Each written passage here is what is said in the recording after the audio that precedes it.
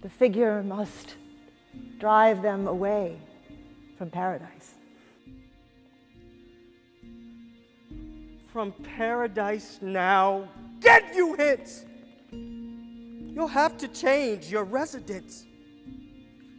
From now on, earth will be your home, and far from paradise you'll roam. The play of Adam is the oldest surviving vernacular drama of medieval Europe. That means the first play that we have written entirely in the language of the common people, in this case a dialect of what we know as French.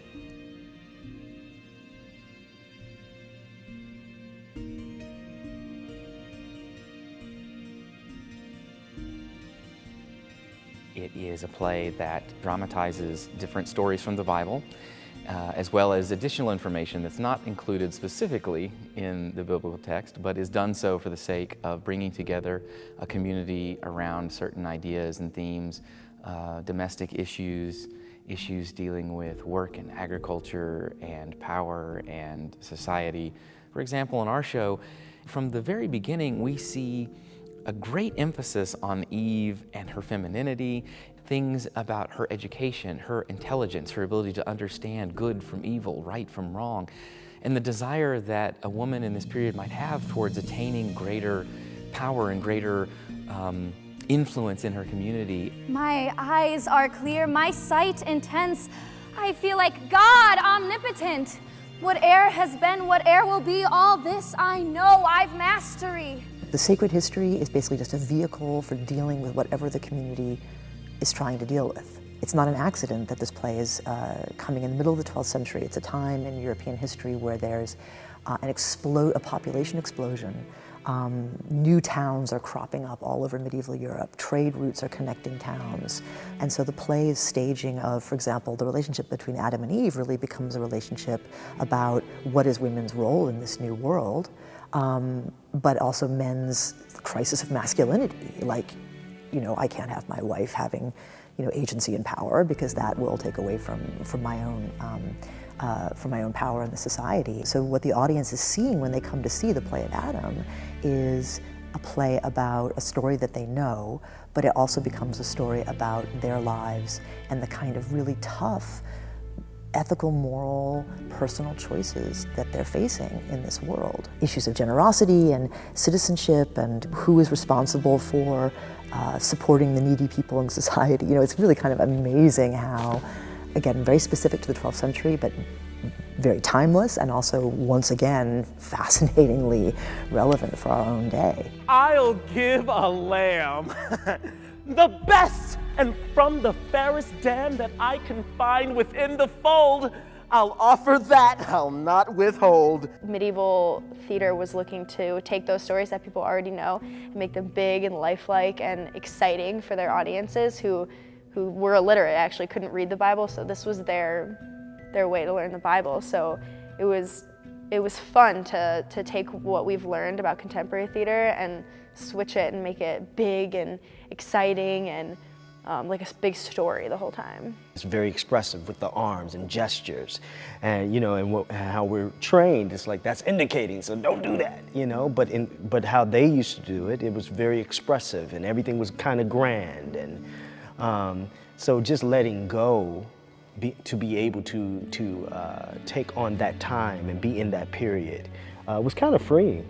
It's meeting the actors where they are in terms of how do they approach performance, but what do I need them to do for the sake of our performance, and connecting to the aspects of this play that are more external, more about the community and the immediacy of the audience that's in front of us. So how do we take those internal processes and then work them out of the body, out of the mouth, out of the expression, out of the gesture, so that it becomes a larger piece that encapsulates not only the performer and the person that they're engaging with in that moment of the play, but also inviting the audience in so that they never feel like they are outside of that bubble, that they are very much implicated in that dramatic action. No, I'm not ready to go. But I'm just warming up. I'm warming up the crowd. They're so fun. Okay, don't forget about me.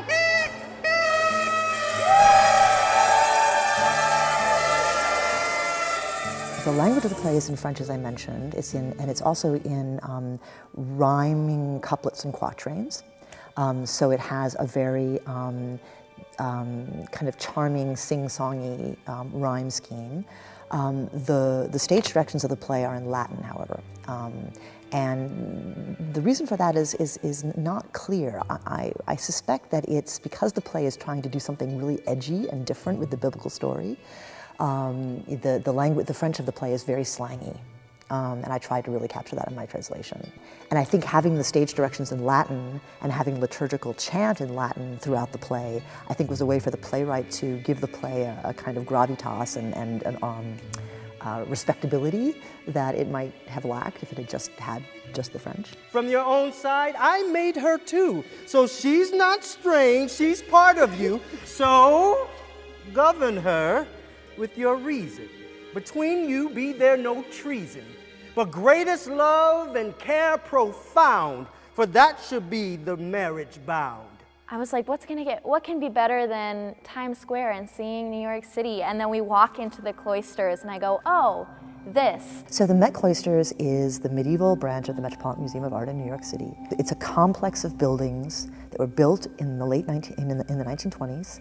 The complex of buildings are whole pieces of medieval churches that were taken down bit by bit and transported to the United States. There were so many points around the cloister that we could point to that aided in the story. Like there was Jesus on the cross over here. Like, there were the three wise men over here. Like, in the apse there was this beautiful, mural of Madonna and Child. Like, it was a fresco, I think, but it was gorgeous. And all of that aided in the storytelling. I mean, this is actually from the century that we're playing the play, we're doing the play. It was very spiritual, It almost made us feel like we were in a time machine in some kind of way.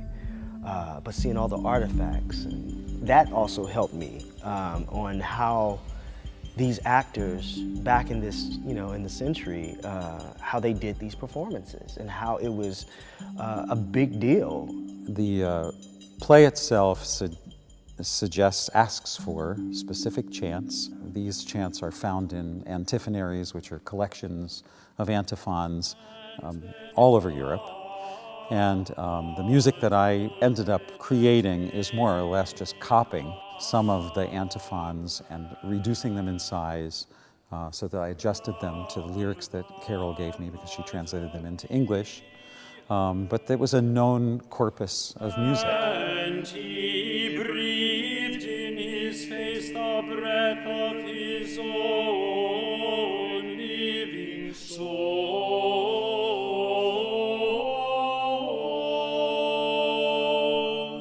Our presumption is that this piece might have been done in a number of places, and wherever they went, to whichever cathedral or church, there would have been a choir there that would have been able to replicate these same chants. The chants that we're doing are all kind of biblical commentary on what has just happened in the action.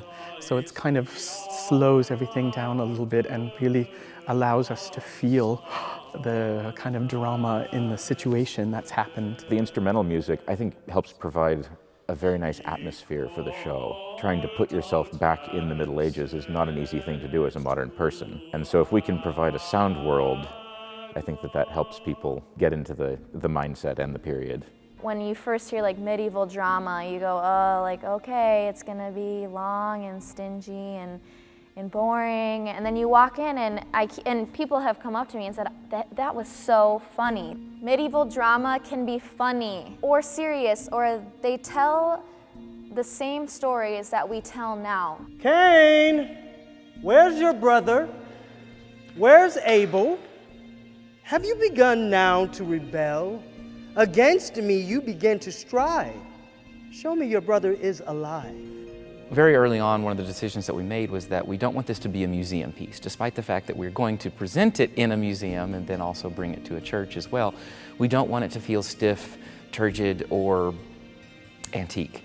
We want it to feel alive and exciting and full of relevance for today's world and for today's audiences. So it's a difficult balancing act between finding things that capture that feel, that tone, that sense of the Middle Ages, but doing it in such a way that it doesn't distance itself from what we're trying to say for our audiences that are sitting in front of us here in 2016. What's truly authentic about medieval drama is that medieval drama is always taking place in the here and now. The people in the 12th century who came to see the play of Adam saw Adam and Eve dressed up like them.